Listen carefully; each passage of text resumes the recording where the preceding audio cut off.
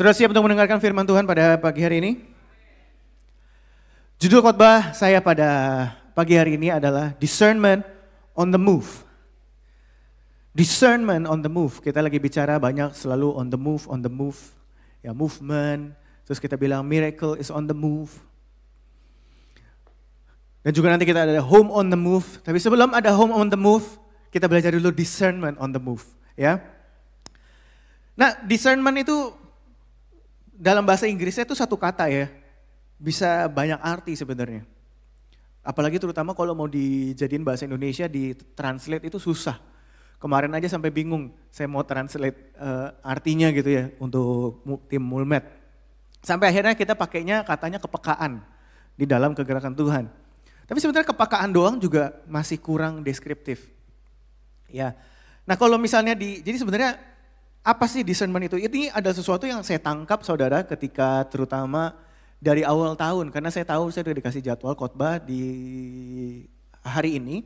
Jadi dari Januari saya sudah memikirkan apa sih Tuhan movement di musim movement ini tuh apa sih yang Tuhan mau sampaikan? Apa sih yang Tuhan ingin kita mengerti? Apa yang ingin kita kenal? Apa yang Tuhan ingin kita tahu? Karena saya ingat tahun lalu ketika kita mulai banyak bicara soal, maksudnya kan kita mulai terekspos kembali dengan nubuat, kemudian dengan firman Tuhan, dengan karunia-karunia roh, bahwa kita ingin menjadi jemaat yang maksudnya memang berjalan, bergerak di dalam karunia Roh Kudus juga, kemudian banyak bicara soal nubuat. Satu hal yang saya diingatkan tahun lalu, terutama dari awal tahun adalah tentang wisdom. Kata itu nempel di kepala saya terus-terusan. Yang saya nangkep dan saya cuma diingatkan satu firman yaitu waktu di Samuel, nabi sekelas Samuel yang udah kalibernya luar biasa, dia dapat suara Tuhan bahwa Tuhan suruh dia mengurapi Daud untuk menjadi raja. Dia udah tahu suara Tuhan. Tapi habis itu apa? Samuel bilang, lah kalau aku urapin Daud sekarang, nanti aku bisa mati kalau ketahuan. Akhirnya sama Tuhan dibilang apa? Ya jadi sama Tuhan dikasih strategi. Dikasih caranya ya kamu jangan langsung urapin Daud. Bilang dulu kamu mau memberikan persembahan. Jadi dikasih strategi sama Tuhan caranya. Dikasih sama Tuhan hikmat. Jadi dari situ saya mengerti bahwa it's one thing. Satu hal tentang kita mendengar suara Tuhan. Tapi juga mendengar suara Tuhan doang gak cukup. Kita butuh hikmat yang dari Tuhan. Untuk bisa menjalankan itu. Makanya kita jangan sembarang kita terima nubuat terus kita mau menafsirkan sendiri. Kita mau jalan sendiri. Oh ya udah kan saya dinubuatin ini langsung ganti arah, ganti jalan segala tanpa hikmat. Bisa kacau. Itu adalah satu yang tahun lalu saya ingat itu nempel terus kepada saya bahwa kita harus ingat bahwa mau ada nubuat seperti apapun kita harus punya hikmat. Kita minta sama Tuhan hikmat. Nah akhirnya di awal tahun ini saya bertanya, Tuhan di musim movement and miracles ini apa yang Tuhan ingin sampaikan? Dan ada satu kata kembali yang diberikan, muncul di hati saya terngiang-ngiang terus sampai sekarang dan saya renungan terus. Adalah apa? Discernment. Dan yang saya ingat itu adalah apa? Bahwa yang saya diingatkan, waduh ini memang begini ya, agak ngeganggu mata, nggak gitu bisa ngelihat gitu. Jadi discernment itu satu kata itu yang saya diingatkan adalah bahwa di dalam musim movement and miracles, satu kata yang saya diingatkan, you need to have discernment. Di dalam movement, di dalam kegerakan perlu ada discernment. Nah discernment itu sebenarnya apa sih? Kalau di Ibrani 5 ayat 14 dikatakan, tetapi makanan keras adalah untuk orang-orang dewasa yang karena apa? Mempunyai panca indera. Ya, kalau di sini dibilangnya panca indera, discernment. Discernment di sini diartikan panca indera. Tapi nanti kita lihat lagi bahwa di bahasa Indonesia itu discernment itu ada beberapa tafsiran gitu. Maksudnya kayak waktu ditranslate, waktu diterjemahkan ke bahasa Indonesia tuh agak membingungkan. Tapi kalau di sini pakainya panca indera. Yang karena mempunyai discernment yang terlatih untuk membedakan yang baik daripada yang jahat. Jadi dari sini dibilang bahwa discernment itu yang membuktikan bahwa seseorang itu bertumbuh dewasa atau enggak. Kita bertumbuh secara kerohanian terlihat dari apa? Discernment. Punya discernment atau enggak? Dan discernment itu dibilang di sini apa? Terlatih. Berarti bisa dilatih. Dan ini yang saya diingatkan, kita harus latih. We need to have discernment on the move. Makanan keras mau dikasih kayak apapun, kita bisa kagak nangkep. Karena ini butuh untuk orang-orang yang punya discernment. Nah jadi discernment itu apa sih? Saya akan jelaskan secara singkat supaya saya harap cukup jelas ketika saya ngomong discernment ini tuh maksudnya apa gitu. Jadi akan ada 3 poin nanti yang akan 3 poin besar yang akan saya bagikan. Yang pertama discernment bicara soal mengingat. Mungkin saudara bertanya, kok discernment mengingat ya? Ini memang agak unik saudara, tapi setelah saya pelajari ini sangat menarik. Dan saya rasa saya perlu bagikan. Kenapa saya bilang discernment itu berarti mengingat? Mari kita coba buka dulu di 1 Korintus 11 ayat 29. Di 1 Korintus 11 ayat 29 dikatakan, karena barang siapa makan dan minum tanpa mengakui tubuh Tuhan. Nah ini sekali lagi, bahasa Indonesia ini mengakui. Bahasa Inggrisnya, discern the body. Jadi tadi panca indera, ntar di sini dibilang mengakui, karena memang bahasa Indonesia ini agak susah gitu. Karena barang siapa makan dan minum tanpa mengakui atau discern tubuh Tuhan, ia mendatangkan hukuman atas dirinya sendiri. Jadi ini discern the body. The first discernment ini discernment pertama, discern the body. Kenapa tapi kok saya bilang mengingat? Nah kita perlu tahu bahwa ini konteksnya ini lagi ngomongin soal apa di 1 Korintus 11. Di 1 Korintus 11 ini Paulus sedang menegur jemaat Korintus mengenai caranya mereka melakukan perjamuan kudus. Makanya di ayat sebelumnya di 1 Korintus 11 ayat 24 sampai 25 dikatakan apa? Inilah tubuhku yang diserahkan bagi kamu. Saudara mungkin udah sering dengar ini kalau lagi perjamuan ya. Inilah tubuhku yang diserahkan bagi kamu, perbuatlah ini menjadi peringatan. Kalau di dalam bahasa Inggrisnya remembrance, pengingat. Supaya kamu ingat akan siapa? Akan Kristus, akan karyanya Kristus. Ayat 25, demikian juga ia mengambil cawan sesudah makan lalu berkata, cawan ini adalah perjanjian baru yang dimeteraikan oleh darahku. Perbuatlah ini, setiap kali kamu meminumnya, menjadi apa? Peringatan akan aku. Jadi tujuan utama perjamuan kudus itu buat apa? Ingat. Ingat akan apa? Karya Kristus. Menjadi pengingat kita akan Kristus. Nah ini jadi Paulus lagi jelaskan ini. Ini tujuan utamanya. Nah terus jadi waktu itu akhirnya Paulus bilang, siapa yang makan dan minum dengan tidak discern the body. Jadi discern the body ini maksudnya apa? Harus ngerti tujuan utamanya perjamuan ini buat apa? Mengingat. Ada beberapa yang pernah bilang bahwa discern the body dulu ada, menurut saya ini salah tafsir saudara. Orang bilang, oh ya kalau yang ini akan menjatuhkan hukuman ke dirinya sendiri. Artinya kalau kita ambil perjamuan kudus, kita harus hidup kudus dulu. Kita harus tanpa dosa dulu.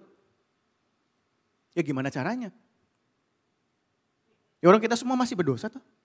Justru orang berdosa yang butuh Kristus. Jadi di sini Paulus bukan ngajarin, oh kalau kamu harus hidup benar dulu baru bisa terima perjamuan. No, di sini Paulus lagi ngajarin, kamu ngerti nggak tujuannya perjamuan itu apa? Jangan ambil perjamuan kalau kamu nggak ngerti buat apa. Yaitu buat apa? Mengingat akan Kristus. Nggak kebetulan saudara minggu depan kita akan perjamuan kudus. Jangan anggap enteng perjamuan kudus. Jadi ini di poin pertama saya akan bahas banyak tentang perjamuan kudus. Bahwa perjamuan kudus ini jangan dianggap enteng. Tujuannya adalah untuk mengingat. Nah jemaat Korintus, mereka waktu perjamuan, mereka tidak pakai untuk mengingat Kristus. Yang mereka pakainya untuk mengingat nafsu diri sendiri. Kenapa? Karena di zaman dulu saudara, perjamuan kudus kalau kita lihat di Alkitab, itu sebenarnya kayak orang tuh lagi kumpul bareng, mereka makan bersama. Kenapa saya bisa bilang makan bersama? Makanya itu gara-gara itulah, makanya jemaat Korintus waktu mereka kumpul makan bersama, Paulus bilang, kamu makan bersama bukan untuk melakukan perjamuan kudus. Jadi sebenarnya itu lagi makan-makan. Tapi orang Korintus ngapain dibilang sama Paulus, ada yang makannya kebanyakan. Sampai ada orang kelaparan pas pulang, kagak kedapetan makanan. Rakus, ngambil makan kebanyakan sampai ada yang gak dapat makan. Terus dibilang ada yang minum sampai Mabok, kenapa mabok? Kan minumnya memang anggur toh. Roti dan anggur. Minum sampai mabok. Makanya Paulus sampai bilang, emang lu orang gak punya rumah apa? Gak bisa makan apa di rumah? Sampai harus datang ngumpul-ngumpul buat makan sebanyak itu. Buat apa? Jadi Paulus lagi tegur, masa mau perjamuan kudus diperlakukannya kayak orang mah hangout aja gitu, kayak orang hangout biasa. Lagi ngumpul di kafe kali makan sebanyak-banyaknya gitu. Lagi di Haci Grill kali ya tuh, Pak. Bukan gitu saudara. Nah jadi ini orang Korintus, waktu itu jemaat Korintus melakukan hal itu. Makanya Paulus itu ditegaskan. Perjamuan kudus to discern the body, artinya apa? Itu untuk mengingat. Nah saudara, kita juga perlu tahu bahwa kenapa perjamuan kudus itu sebenarnya sangat penting gitu. Ini Paulus lagi menekankan banget, kenapa? Karena kalau di jemaat mula-mula, itu menarik saudara bahwa di Kisah Para Rasul 2 ayat 42, di Kisah Para Rasul 2 ayat 42 dikatakan ini cara hidup jemaat pertama. Mereka bertekun dalam pengajaran rasul-rasul, dalam persekutuan, dan mereka selalu berkumpul untuk memecahkan roti dan berdoa. Kalau dibilang bertekun, artinya dengan sengaja, dengan disiplin toh. Artinya kan kita mungkin ngerti ya, oh kita disiplin dalam pengajaran. Kita mau belajar firman, ya kan? Bertekun dalam pengajaran rasul-rasul. Bertekun dalam perkumpulan, iya makanya kan kita diajarin, jangan cuman kalau bisa jangan cuman online, tapi datang bersama-sama, kumpul bersama-sama. Ada kekuatan di dalam kumpul bersama-sama. Kita bisa ngerti itu bahwa itu adalah suatu disiplin. Terus habis itu berdoa. Ya berdoa kita ngerti itu disiplin rohani. Tapi kok ada satu list, dari list-list disiplin rohani ada satu yang ditambahkan. Bukan ditambahkan, ada satu yang kayaknya kita kurang perhatikan. Bukan cuma berdoa, bukan cuma pengajaran, bukan cuma kumpul ibadah bersama-sama atau berkumpul sama-sama. Tapi apa? Mecah-mecahin roti. Artinya ini mecah-mecahin roti sebenarnya bukan cuma makan biasa doang saudara. Tapi ini juga adalah bagian dari disiplin rohani. Jemaat mula-mula anggap ini sangat serius loh. Mereka bertekun. Mereka bertekun.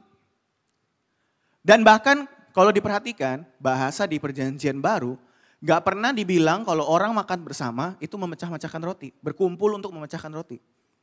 Sebelum Yesus melakukan perjamuan terakhir. Selalu kalau orang makan bersama biasanya kayak Yesus masuk ke rumah Zakius, aku mau ke rumah kamu. Diam di rumah kamu, atau dia bisa bilangnya makan dan minum bersama-sama. Atau bisa dibilang duduk di meja atau reclining karena waktu itu mejanya orang tuh kayak sambil tiduran begitu. Itu adalah bahasa yang dipakai untuk makan bareng-bareng. Gak pernah disebut berkumpul untuk memecahkan roti. Cuman habis Yesus melakukan perjamuan terakhir, dia suruh semua murid-muridnya untuk mengingat Kristus dengan roti dan anggur. Hanya habis itu baru mulai ada disebut di gaya hidup jemaat mula-mula berkumpul memecahkan roti. Jadi memecahkan roti saya percaya bukan cuma sekedar kumpul makan-makan doang. Tapi ada satu elemen penting dari memecahkan roti yang paling penting itu adalah apa? Mengingat.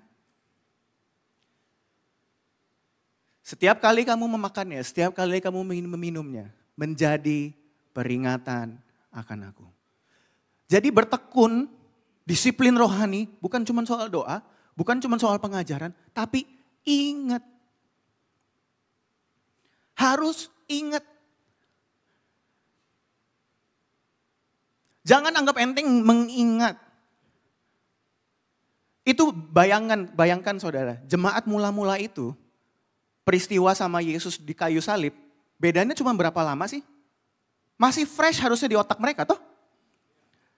Mereka aja yang masih fresh di kepala mereka tentang Yesus di atas kayu salib, harus ingat terus-terusan dengan sengaja, dengan bertekun. Lah kita sekarang yang udah bertahun-tahun ribuan tahun, kita gak bertekun di dalam nginget. Jadi saya percaya ini bukan suatu kebetulan, minggu depan kita ada perjamuan kudus. Pakai momen itu untuk ingat. Jangan cuma makan, minum, kayak jadi sakramen, hanya jadi ritual. No, ingat. Ingat karya Kristus di atas kayu salib. Ingat seberapa banyak dosamu sudah dihapuskan. Dan kemudian kenapa sih, apa gunanya untuk mengingat ini? Kalau kita baca lagi tadi di dalam 1 Korintus 11. Di dalam 1 Korintus 11 ayat 29 sampai 30 tadi kan kita sudah baca, karena barang siapa makan dan minum tanpa mengakui atau tanpa discerning tubuh Kristus, ia mendatangkan hukuman atas dirinya. Ayat 30. Sebab itu banyak di antara kamu yang lemah dan sakit, dan tidak sedikit yang, ini siapa? Orang-orang percaya loh. Orang-orang yang percaya kesembuhan loh.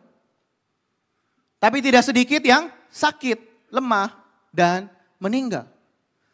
Artinya ini bisa menghambat miracles. Ini bisa menghambat mujizat kesembuhan. Sepenting itu saudara. Makanya saya percaya ini bukan suatu kebetulan. Apa yang Tuhan sampaikan, apa yang saya diingatkan oleh Roh Kudus. Kita bilang move, lagi movement. Miracles on the move. Kita berharap ada mujizat kesembuhan. Kita berharap ada mujizat terjadi. Tapi kalau kita nggak pernah ingat, itu bisa menghambat mujizat kesembuhan terjadi. Jadi penting saudara, jangan anggap enteng. Karena dengan kita tidak ingat itu karya Tuhan, itu bisa bikin kita terhambat melihat mujizat kesembuhan. Jangan sampai terhambat. Kita mau melihat mujizat kesembuhan. Jangan lupakan karya Kristus. Jangan sampai kita udah terlalu terbiasa, oh ya udahlah saya udah jadi Kristen udah lama, saya udah tahu ya Yesus mati di atas kayu salib. Ya udah, terus perjamuan kudus ya udah makan, minum, udah selesai, habis itu saya mau dengar khotbah. No. Bahwa itu sama pentingnya sama kita mendengarkan khotbah. Karena tadi dibilang apa? Dia bertekun, mereka bertekun bukan cuma dalam pengajaran, bukan cuma dalam doa, kita mau ada kegerakan doa, kita mau ada ibadah, kita mau ada pengajaran, ada new life, ada ministry, ada builders, bagus semuanya. Jangan lupa tapi satu, bertekun dalam memecahkan roti. Itu satu tuh gak boleh lupa itu, jangan ketinggalan. Memecahkan roti buat apa? Mengingat. Kenapa kok saya bilang mengingat juga? Ini nanti kita akan lihat seberapa pentingnya ini. Kedua tadi kalau dibilang mengingat membawa kesembuhan, dan yang kedua adalah mengingat membangkitkan karakter ilahi. Coba kita buka di 2 Petrus 1. 2 Petrus 1 ayat 5 sampai 9. Dikatakan, ini Petrus yang ngomong, kamu harus dengan sungguh-sungguh berusaha untuk menambahkan kepada imanmu kebajikan. Dan kepada kebajikan pengetahuan. Kepada pengetahuan penguasaan diri. Siapa yang pengen penguasaan diri? Semua pengen ya, itu karakter yang baik. Kepada penguasaan diri ketekunan. Kita semua pengen jemaat itu tekun. Kepada ketekunan kesalehan. Wah kita pengen jemaat itu saleh. Kepada kesalehan kasih akan saudara-saudara. Dan kepada kasih akan saudara-saudara, kasih akan semua orang. Ayat 8, sebab apabila semuanya itu ada padamu dengan berlimpah-limpah, kamu akan dibuatnya menjadi giat dan berhasil dalam pengenalanmu akan Yesus Kristus Tuhan kita. Ayat 9, tetapi barang siapa yang tidak memiliki semuanya itu. Artinya yang gak punya karakter, yang gak punya kesalehan, tidak punya kasih, tidak punya penguasaan diri, tidak punya kebajikan, tidak punya pengetahuan. Apa kata Petrus? Ia menjadi buta dan picik. Kenapa dia buta dan picik? Karena dia lupa. Lupa artinya apa? Enggak ingat toh. Karena dia tidak ingat. Tidak ingat apa? Bahwa dosa-dosanya yang dahulu telah dihapuskan. Saudara tahu tadi? Kalau kita baca lagi tadi di 1 Korintus 11, Paulus bilang apa? Kita makan roti dan minum cawan Tuhan untuk apa? Ingat. Ingat akan apa? Kristus. Bahwa dosamu sudah dihapuskan di atas kayu salib. Jadi perjamuan itu buat kita ingat. Tujuan perjamuan kudus adalah supaya kita bisa ingat karya Kristus. Supaya kita bisa ingat bahwa dosa-dosa kita telah dihapuskan. Nah di sini Petrus bilang orang yang gak punya karakter, orang yang gak punya penguasaan diri, Orang yang nggak punya kesalehan, kita udah ngomong karisma versus karakter. Kita ngomong, Pastor Leo boleh ngomong soal karakter sampai mulut berbusa. Karaktermu tidak akan berubah-berubah. Kenapa? Karena lupa. Karena kita tidak ingat bahwa dosa-dosa kita yang dahulu telah dihapuskan. Kenapa kita nggak ingat?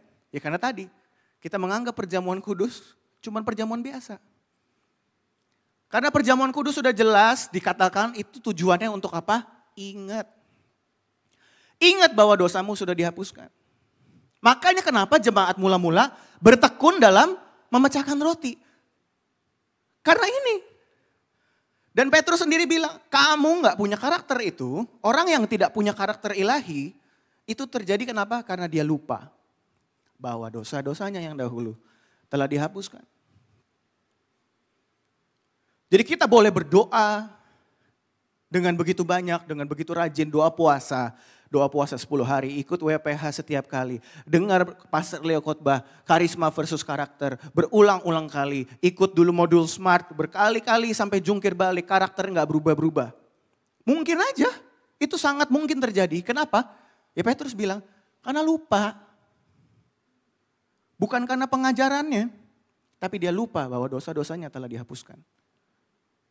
Dan sudah jelas Paulus mengatakan, dan itu juga dari Yesus, bahwa kita makan perjamuan, minum perjamuan supaya ingat. Itu diberikan kepada kita supaya kita ingat. Jangan anggap enteng itu. Dan kemudian juga tadi kan di list tadi Petrus bilang bahwa bukan cuma soal karakter tapi kasih. Jadi artinya mengingat bukan cuma bawa karakter ilahi, tapi yang paling penting mengingat itu bisa menimbulkan, mengingatkan, mengembalikan kita kepada kasih mula-mula. Itulah sebabnya makanya di Matius 18 ada cerita tentang raja yang menghapuskan hutang anak buahnya. Tadi pagi saya salah matematikanya. Jadi hamba ini punya hutang 10.000 talenta, 1 talenta itu 6.000 dinar. Berarti kalau 10.000 ya 60 juta. Tadi pagi saya bilang 60.000, harusnya 60 juta. Lebih banyak lagi. Utangnya 60 juta dinar. Dia memelas sama raja hapuskan karena dia berbelas kasih. Tapi kemudian pas hambanya balik, ada kerabatnya atau siapapun itu ngutang sama dia 100 dinar. Yang satu utang 60 juta dinar dihapuskan. Yang satu utang sama hambanya ini 100 dinar. Sama hambanya yang sudah dihapuskan itu dia ngapain? Dimarahin sampai di penjara. Makanya rajanya kesel pas denger. Rajanya bilang, lah bukannya kamu ini harusnya mengasihani kawanmu seperti aku telah mengasihani kamu. Jadi possible, ternyata sangat mungkin saudara untuk seorang yang sudah mengalami pengampunan daripada Tuhan, dia lupa seberapa besar dia sudah diampuni. Ketika dia lupa, gak ada belas kasihan. Utang 100 dinar aja di penjara, padahal dia hutang 60 juta dinar dihapuskan. Karena kita lupa, kita gak ingat, dan makanya kita tidak berbelas kasihan. Itulah sebabnya juga di dalam Wahyu 2 waktu Tuhan ngomong ke jemaat di Efesus. Tuhan bilang apa? Aku tahu segala pekerjaanmu, baik jerih payahmu maupun ketekunanmu. Waduh, ini jemaat yang rajin loh. Jemaat yang tekun loh. Aku tahu bahwa engkau tidak dapat sabar terhadap orang-orang jahat. Jemaat di Efesus berarti orang benci dosa. Wih. Ini jemaat idaman loh. Jemaat udah tekun, benci dosa. Bahwa engkau telah mencobai mereka yang menyebut dirinya rasul, tetapi yang sebenarnya tidak demikian. Bahwa engkau telah mendapati mereka pendusta. Artinya mereka juga bisa discern. Mereka bisa membedakan mana voice, mana noise. Dia tahu yang mana voice-nya Tuhan, dia tahu mana suara Tuhan, yang mana bukan. Tapi satu hal saudara, kita bisa tahu mana voice Tuhan, tapi belum tentu kita bisa ngerti kehendak Tuhan. Kita bisa dengar voice-nya Tuhan, tapi kita nggak tahu kehendak Tuhan. Itu yang terjadi. Kemudian, dan engkau tetap sabar dan menderita oleh karena nama Tuhan, engkau tidak kenal lelah. Saudara, ini jemaat idaman banget. Ini jemaat idaman sekali. Tekun, benci dosa. Bisa bedain mana yang benar, mana yang salah, mana nih pendeta palsu, mana nubuatan palsu, mana yang benar. Sabar menderita, waduh. Ini tokoh banget ini. Nggak kenal lelah.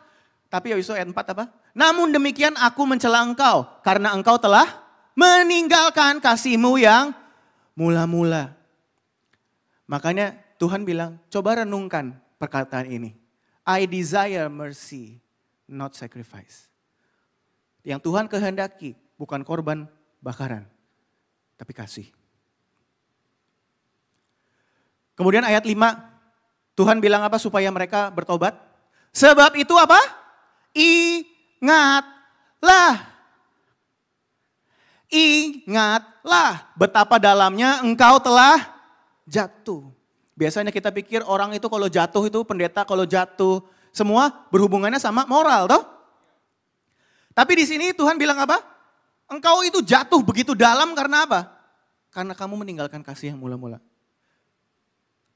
Jadi jangan heran saudara, ada orang yang mungkin rajin pelayanan, benci dosa, bergerak dalam karunia Roh Kudus. Tapi Tuhan bilang apa? Kamu jatuh sangat dalam lu. Karena kamu meninggalkan kasih yang mula-mula. Terus bagaimana caranya balik? Sebab itu ingatlah. Ingat betapa jatuhnya kamu, betapa dalamnya kamu jatuh. Artinya apa? Ingat dulunya gimana. Sebelum jatuh ke dalam tuh ingat tuh dulu tuh gimana. Ingat apa? Ya tadi yang Petrus bilang. Makanya Petrus bilang, kalau orang tidak punya kasih itu kenapa? Karena dia tidak ingat. Dia tidak ingat bahwa dosanya yang dahulu sudah dihapuskan. Makanya mereka gak punya kasih. Karena mereka lupa. Mereka tidak ingat. Jadi mengingat itu pentingnya di situ saudara. Tadi mengingat bisa menghambat kesembuhan. Maksudnya tidak mengingat itu bisa menghambat kesembuhan. Kemudian mengingat membawa karakter ilahi dan juga mengembalikan kita kepada kasih yang mula-mula. Jadi ingat, itu discernment pertama. Setelah ingat, discernment juga berarti pengertian. Bukan hanya ingat, tapi ingat itu juga membawa kepada pengertian. Saudara, ketika saya renungkan kembali murid-murid Tuhan itu sebenarnya menarik saudara. Murid Tuhan itu dengerin Yesus setiap hari kali ya. Mereka udah dengar suara Tuhan. Tapi banyak banget kasus di mana murid-murid itu nggak ngerti suara Tuhan. Jadi poin pertama dari sini adalah bagaimana kita bisa dapat pengertian. Kita bisa lihat dari Petrus ketika dia bilang bahwa engkau adalah Mesias, anak Allah yang hidup. Artinya apa? Bagaimana Petrus kok dulu bisa ngerti? Tiba-tiba bisa ngerti. Yesus bilang apa? Karena bukan flesh and blood, bukan darah daging yang memberikan kamu pengertian itu. Tapi dari Bapa di surga. Kemudian Roh Kudus diberikan kepada kita, makanya sekarang kita butuh Roh Kudus. Kita butuh inspirasi dari surga. Kita butuh inspirasi dari Roh Kudus untuk mengilhamkan kita. Untuk bisa membuat kita ngerti siapa Kristus. Untuk mengingatkan kita kembali siapa Kristus. Itu dari Roh Kudus. Tapi yang lucunya habis itu Petrus nggak ngerti lagi. Jadi yang pertama kita bisa mengerti karena Roh Kudus. Yang kedua kita bisa mengerti karena iman. Di dalam Ibrani 11 ayat 3 dikatakan bahwa karena iman kita mengerti bahwa alam semesta telah dijadikan oleh firman Allah. Karena apa? Karena iman kita bisa ngerti. Sehingga apa yang kita lihat telah terjadi dari apa yang tidak dapat kita lihat.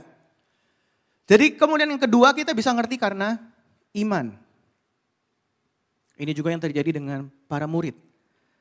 Makanya ada satu waktu di mana Yesus lagi ngajarin murid-muridnya, berjaga-jagalah di dalam Matius 6 ayat 6 sampai 12.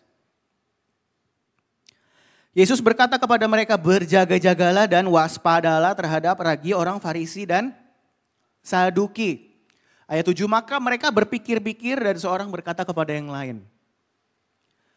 Itu dikatakan Yesus karena kita tidak membawa roti. Ya, ini murid-muridnya udah denger nih ya perkataan Tuhan. Udah denger voice Tuhan. Terus habis itu mereka menafsirkannya, dikatakannya karena kita tidak membawa roti. Terus habis itu ayat 8 Yesus bilang apa? Ketika Yesus mengetahui apa yang mereka perbincangkan, ia berkata, mengapa kamu memperbincangkan soal tidak ada roti? Hai orang-orang yang kurang percaya. Jadi mereka gak ngerti kenapa disebut sama Yesus, kamu kurang percaya. Jadi kita, karena kita gak punya iman, kita bisa salah nangkep firman Tuhan. Kemudian ayat 9, belum juga kamu ngerti. Tidak kamu ingat. Lihat, tidak kamu ingat lagi akan 5 roti untuk 5.000 orang itu. Berapa bakul roti kamu kumpulkan kemudian? Ataupun 7 roti untuk 4.000 orang itu dan berapa bakul kamu kumpulkan kemudian? Ayat 11, bagaimana mungkin kamu nggak ngerti bahwa bukan roti yang aku maksudkan. Aku berkata kepadamu waspadalah terhadap ragi orang Farisi dan orang Saduki. Gak dijelasin lagi habis itu sama Tuhan. Yesus cuma ngulangin lagi toh. Terus ayat 12 apa? Ketika itu barulah mereka ngerti. Gak usah dijelasin lagi ekstra. Mereka langsung ngerti.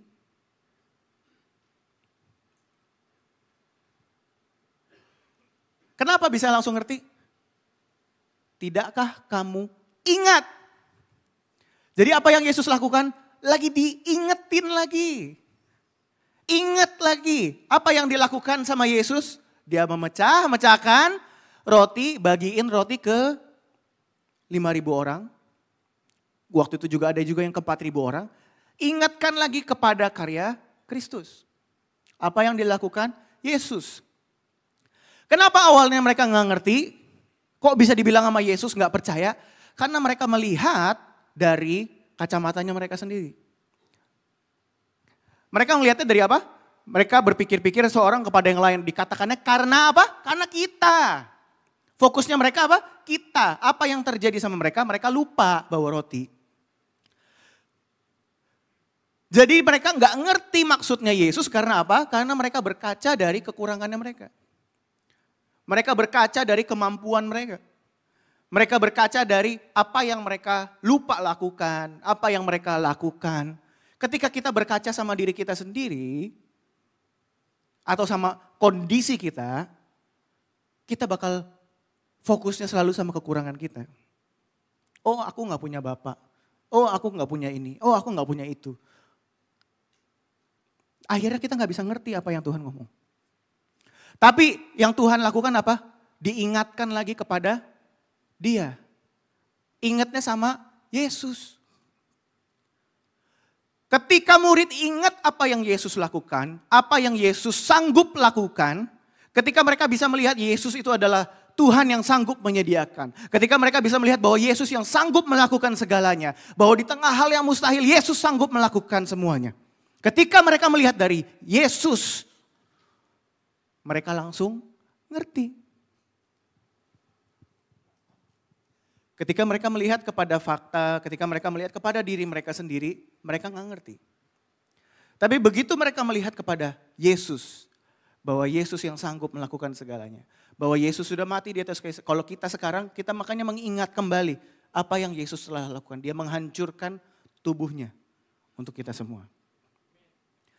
Ketika kita bisa ingat itu, baru kita bisa ngerti. Makanya tadi dibilang, kita perlu ingat. Ketika kita ingat, iman kita tumbuh dan kita bisa mengerti. Makanya gak heran Pastor Leo mau boleh khotbah berkali-kali. Kita boleh dengar nubuatan berkali-kali. Nubuatan mau sebagus apapun. Kita bisa tetap nggak ngerti. Kalau kita ngelihatnya dari kita. Kita ngelihat dari kondisi kita sekarang bagaimana. Kita berusaha menafsirkan sendiri. Kita berusaha interpretasi sendiri. Maksudnya apa sih nubuatnya ini? Terus kita biasanya interpretasi kita lihat, oh mungkin kayak begini ya. Karena kan kita sekarang lagi begini. Karena kan kondisi kita sekarang lagi begini. Oh mungkin maksudnya ini, maksudnya itu. Kita berusaha mengerti dari sisi kita.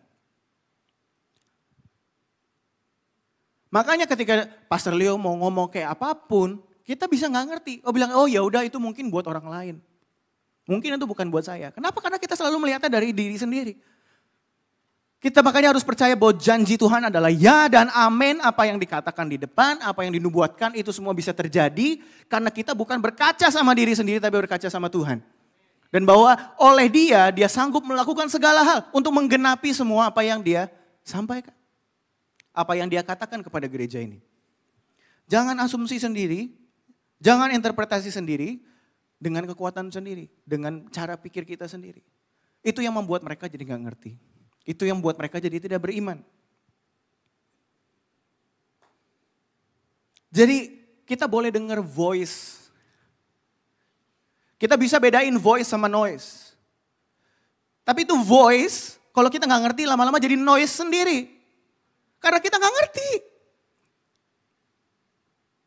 Jadi bukan cuma dengar voice, tapi kita harus ngerti.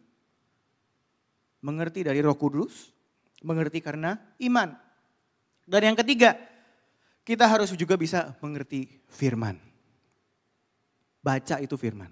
Makanya Paulus bilang, jangan anggap rendah nubuatan-nubuatan. Ujilah segala sesuatu dan peganglah yang baik. Gimana kita mau menguji? Namanya kalau mau menguji sesuatu harus ada standarnya toh. Standarnya apa? Ya firman. Ya kalau kita firmannya aja gak tahu gimana mau menguji. Kenapa Paulus sampai bilang jangan anggap rendah nubuat-nubuat? Artinya berarti waktu itu ada banyak yang mungkin menganggap rendah nubuat. Ya mungkin kayak tadi jemaat Efesus, mereka sudah bisa kan membedakan mana rasul benar, mana rasul palsu. Mereka udah terbiasa handle itu nubuatan-nubuatan palsu. Mungkin saking terbiasanya. Ada jemaat-jemaat Tuhan yang menganggap rendah nubuatan. Tapi Paulus bilang ujilah segala sesuatu. Uji pakai apa? Ya uji pakai firman.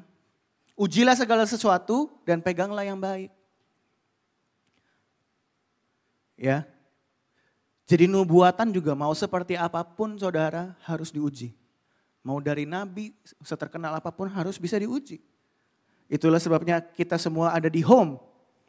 Supaya kalau ada yang kita nggak ngerti kita bisa tanya toh. Kita bisa uji.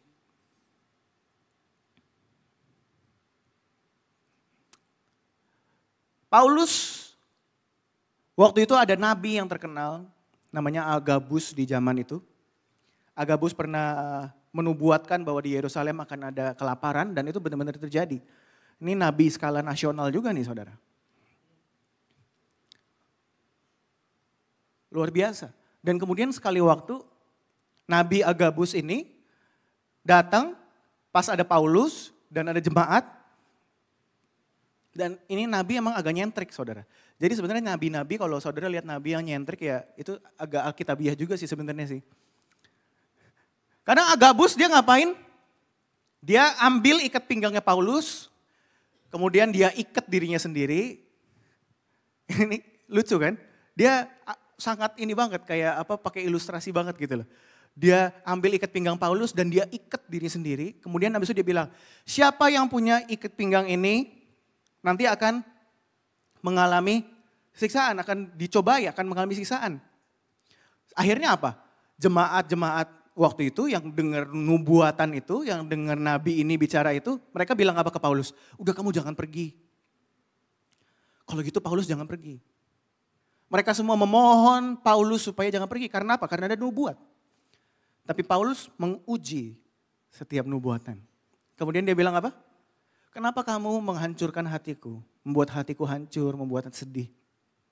Aku ini Udah siap mati kok buat Tuhan. Jadi ya udah memang disiksa ya terus kenapa? Aku juga rela mati buat Injilnya Tuhan. Itu Paulus. Makanya Paulus bilang, ujilah segala sesuatu. Dia tidak anggap rendah nubuatnya. Tapi dia menguji. Apa yang harus dilakukan? Responsnya seperti apa? Responsnya dia berdasarkan firman, berdasarkan kehendak Tuhan. Dia tahu bahwa dia dipanggil untuk memberitakan Injil, nyawanya untuk Injil. Dia berani mati untuk Injil. Jadi kalau dibilang ada nubuat dia akan mati, atau dia akan disiksa atau akan apa. Dia bilang ya gue emang udah rela mati kok buat Tuhan.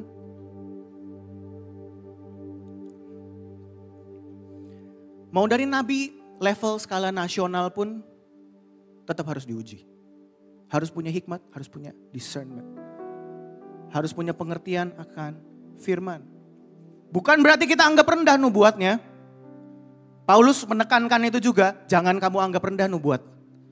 Tapi uji dan pegang yang baik. Gimana kita bisa menguji kalau kita nggak punya firman, kalau kita tidak tertanam dalam home?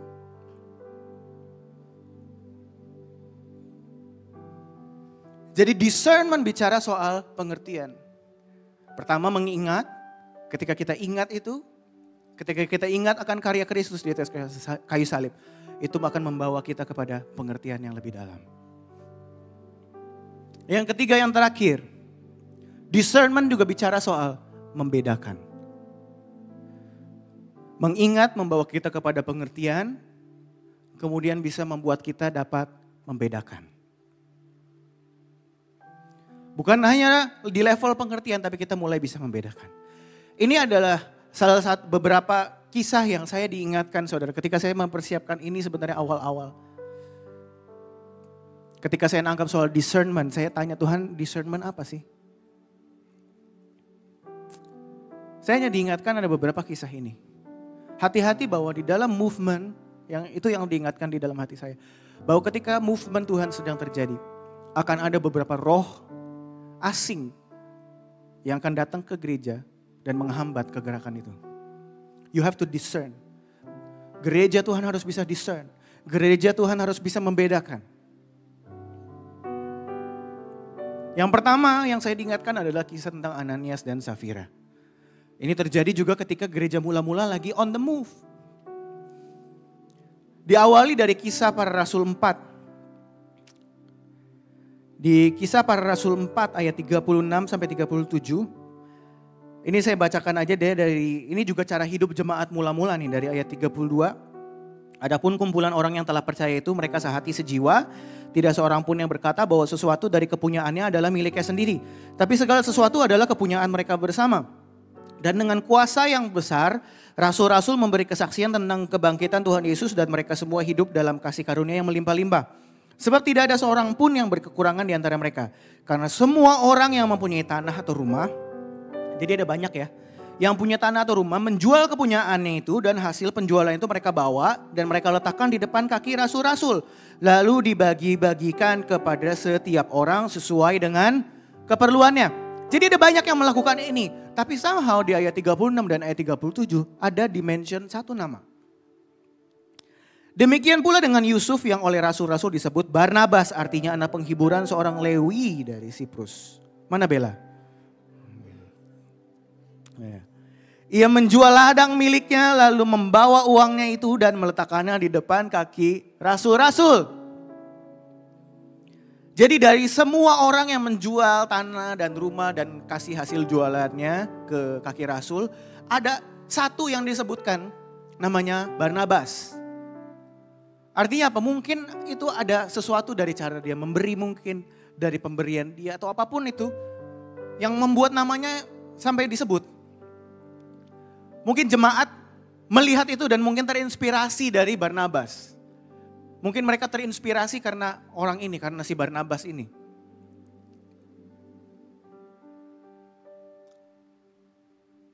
Setelah Barnabas, baru di kisah para rasul 5, tiba-tiba muncul namanya Ananias Safira.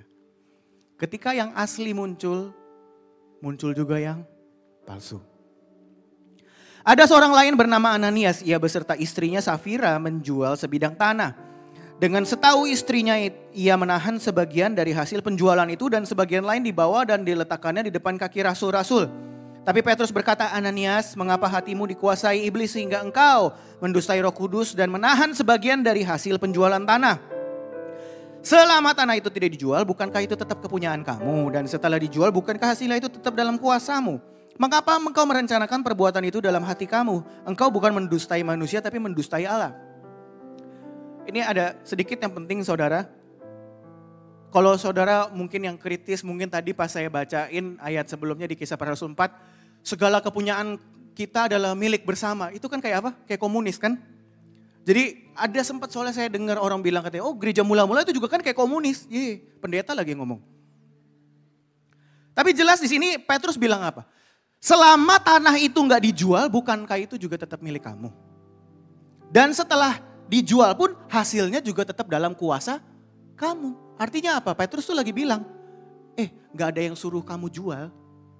Itu belum dijual, rumah itu milik kamu kok. Nggak ada yang minta.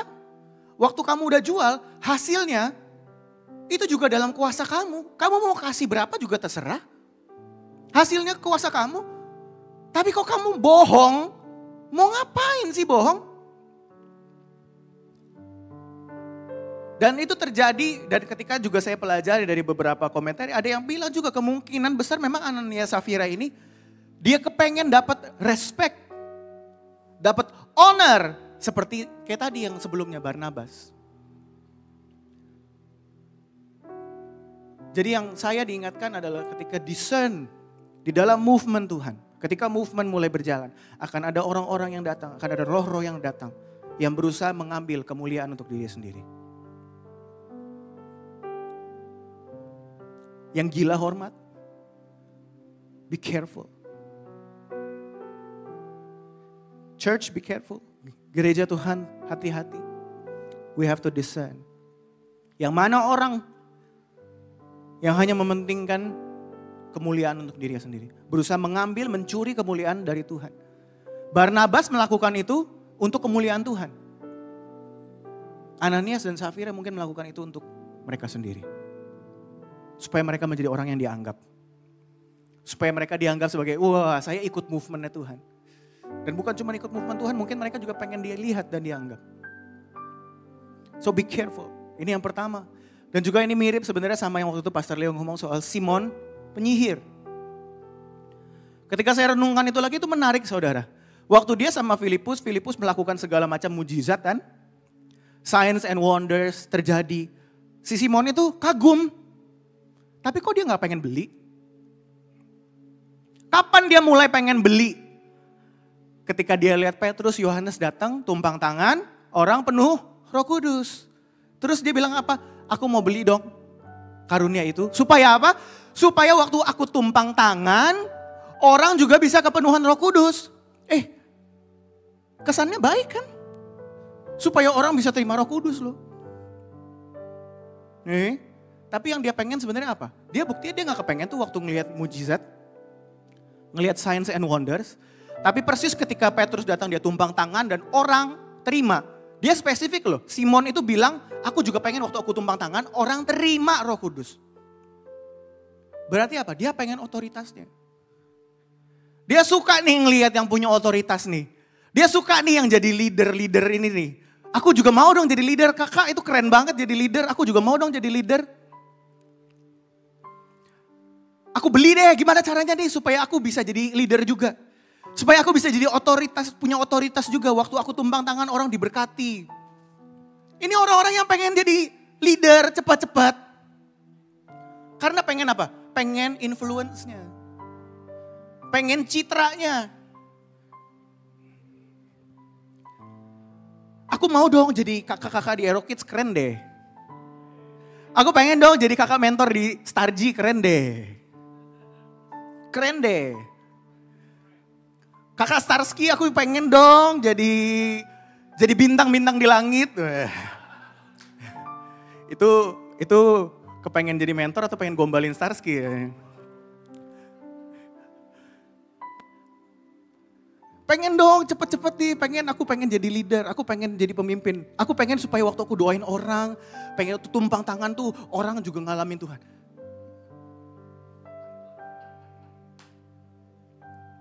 dengan cara manusia. Bayar. Pengen cepat jadi leader, pengen cepat punya otoritas, pengen kelihatan keren tuh, kayak Petrus sama Yohanes tuh keren. Jadi waktu saya renungkan ini saudara, saya hanya diingatkan, be careful, discern di dalam movement. Jangan biarkan ada orang-orang yang masuk, yang kepengen cepet-cepet doang jadi leader, pengen cepet-cepet punya otoritas. Karena apa? Supaya keren. Harus bisa bedakan. Tapi gimana caranya kita bisa bedain kalau kita tadi apa? Tidak ingat karya Tuhan, kita nggak ngerti. Kalau kita nggak ingat, kita nggak ngerti, kita nggak bisa bedain. Dan yang ketiga terakhir ini mungkin tokohnya dari perjanjian lama ya. Tapi waktu itu saya lagi dengar podcast soalnya dia lagi membahas soal Yunus gitu. Menarik dan kemudian itu membuat saya jadi merenungkan kembali. Menarik sekali. Waktu Yunus itu nabi Tuhan. Orang yang dipakai Tuhan luar biasa. Nabi loh. Kemudian dia masuk ke kapal pergi ke Tarsis. Apa yang terjadi? Kapalnya itu nyampe gak ke Tarsis? Apa yang terjadi? Ada gelombang. Gak sampai-sampai Tarsis. Artinya apa? Ternyata seorang nabi Tuhan. Orang yang dipakai Tuhan luar biasa. Ternyata bisa menghalangi destiny sebuah kapal. Bisa menghambat movement. Ketika ada Yunus di kapal, ketika ada Yunus di gereja ini, jangan ngomong movement. Movement kita di tengah bisa digoncang. Gak sampai-sampai kita. Karena kita cannot discern Jonah. Kemudian saya lagi renungkan saat itu waktu saya renungkan, siapa Yunus ini sih? Yunus jelaskan di dalam, kemudian ketika akhirnya Tuhan kan mengampuni Niniwe ya. Tuhan mengampuni Niniwe, kemudian Yunus bilang apa? Ini gara-gara ini nih, makanya Tuhan dulu aku kabur ke Tarsis.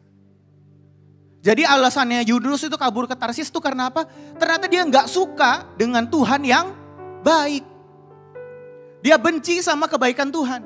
Dia gak suka, dia sukanya Tuhan yang hukum.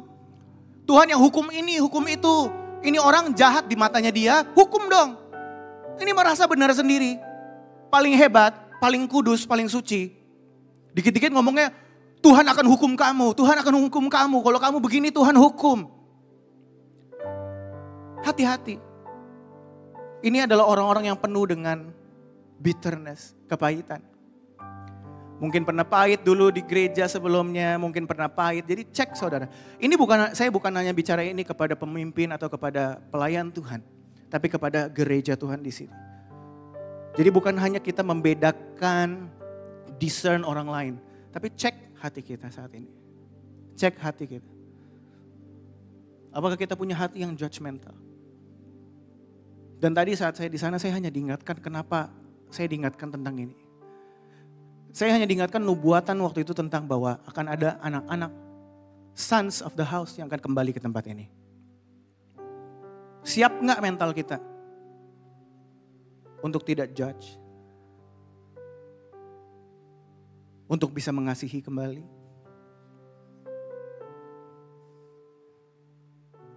Siapkah kita punya hati seperti itu? Jangan sampai kita terima nubuatan itu tapi kita tidak mau mengasihi, kita gak berani. Kita bilang ngapain sih gereja terima orang-orang kayak gini lagi? Ngapain sih gereja mengasihi seperti ini? Ya itu makanya tadi. Gak punya belas kasihan, kenapa? Karena dia gak ingat bahwa dosa-dosanya yang dahulu sudah dihapuskan. Makanya kenapa saya bilang dari awal, ingat. Kita bisa bedain kalau kita ingat. Ingat karya Kristus. Yunus ini kagak mau, gak suka dengan kebaikan Tuhan. Tidak suka dengan kelemah lembutan Tuhan. Tidak suka dengan Tuhan yang mengampuni, yang maha pengampun. Dia gak suka. Makanya si Yunus ini bilang, makanya saya kabur ke Tarsis. Dan orang yang seperti ini, begitu dia mau kabur ke Tarsis, dia malah menghalangi satu kapal mencapai tujuan.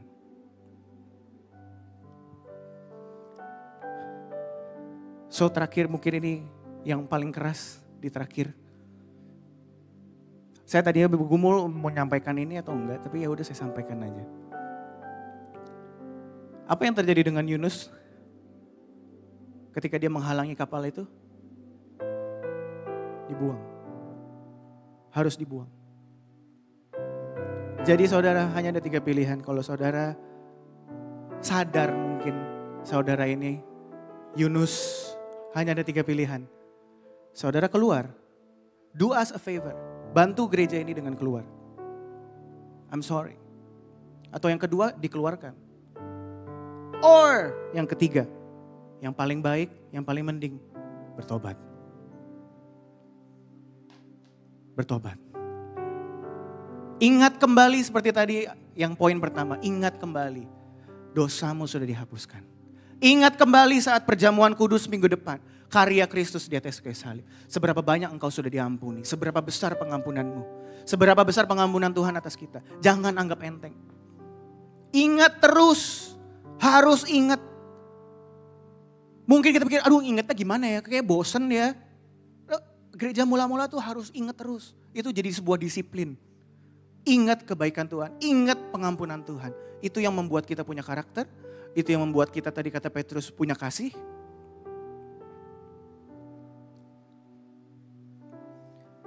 Jadi discern, bedakan. Discern. Apakah ada Yunus? Atau Anda sendiri adalah Yunus?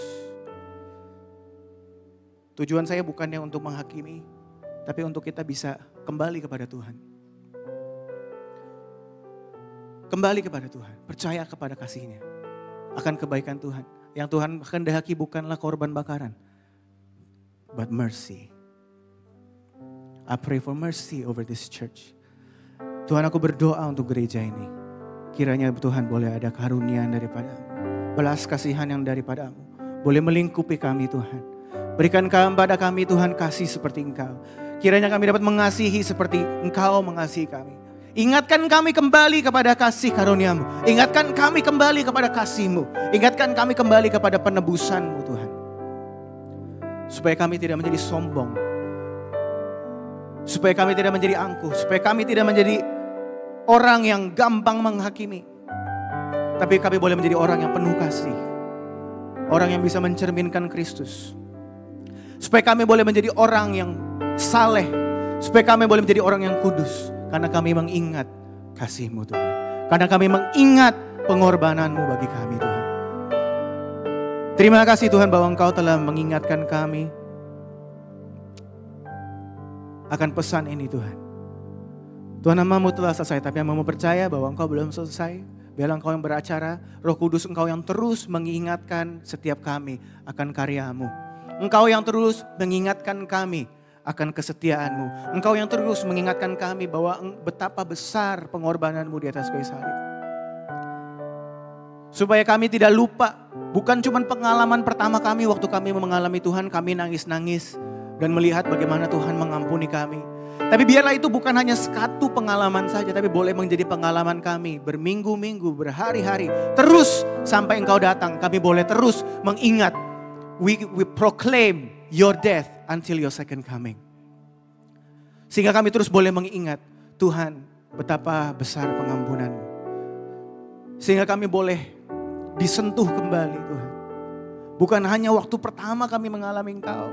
Tapi setiap minggu, setiap hari kami boleh terus diingatkan betapa besar pengampunan-Mu bagi kami Tuhan. Betapa besar dosa kami dihapuskan. Kami adalah pendosa yang luar biasa. Tapi kasih-Mu jauh lebih berkuasa. Kuasa darah-Mu jauh lebih berkuasa. Lord, we pray, we're grateful. Mengucap syukur atas kuasa-Mu. Untuk kita yang mungkin sudah merasa, mungkin untuk saudara yang merasa, kok kayaknya belakangan saya gampang emosi. Kok belakangan kayaknya saya gampang tersinggung.